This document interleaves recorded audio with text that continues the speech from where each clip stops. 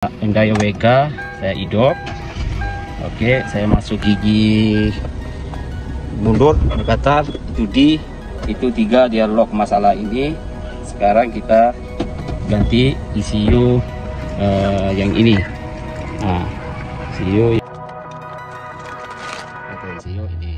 Oke, nah ECU yang lama nyap.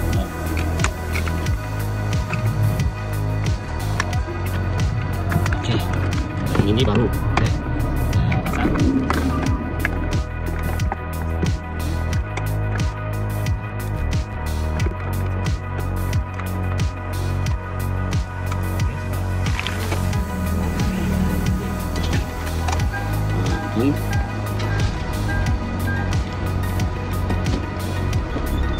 Satu, dua, tiga.